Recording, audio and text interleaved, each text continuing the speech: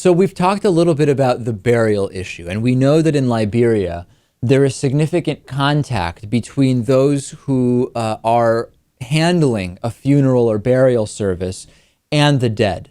And that this is one of the most risky ways, one of the most simple and straightforward ways in which Ebola can be transferred from one to another. And there's some very disturbing reporting from Vice about what's going on.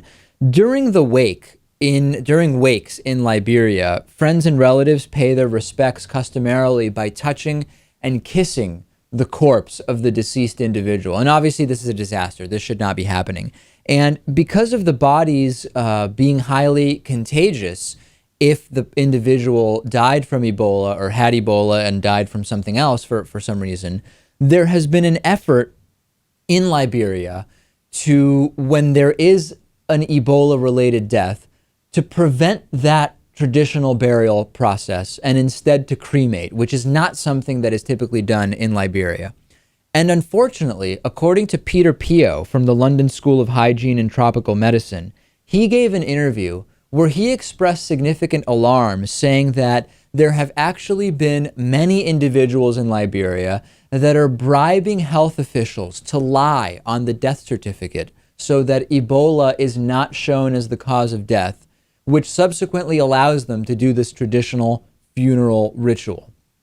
If this is true, and we have certainly a couple of corroborating stories suggesting it is, and nothing in particular saying that it is not, this is a real problem, Lewis. And you've talked to us on the bonus show about some of the skepticism towards Western knowledge on Ebola in Africa, and that it has actually led to violence when individuals come and try to actually teach locals about what this is and how it's transmitted.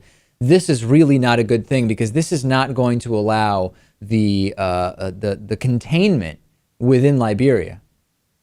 I think this comes down to education. If these countries had better education, would health officials even be allowing this to happen? Would families even be asking for this at all? Would they even try to bribe this? Would they want to kiss the corpse of someone who died from Ebola? I would say probably not, and I can't imagine that ever happening here. Well, I don't know. I mean, we have some pretty crazy stuff that happens here as well, but we can save that, I guess, for another day. There is a recent Wall Street Journal article that says $40 to $150 seems to be the going rate for bribing a health official to lie about the cause of death on the birth certificate. What do we do? I don't know. I mean, Lewis, as you've told us, we've tried to send people over to explain the logistics, and weren't some of those individuals killed? There was a health team that was slaughtered by villagers with machetes and whatnot when they were trying to spread information and awareness about Ebola. Yes. What do we do? I mean, what do we do? I don't know what you do. Sometimes people are still in denial even when they see a loved one stricken with this illness, because they think that it was I don't know, given to them by someone who wanted to spread the disease, and that it's not transmittable. It's a disaster. Maybe you just let it take its course. I don't know.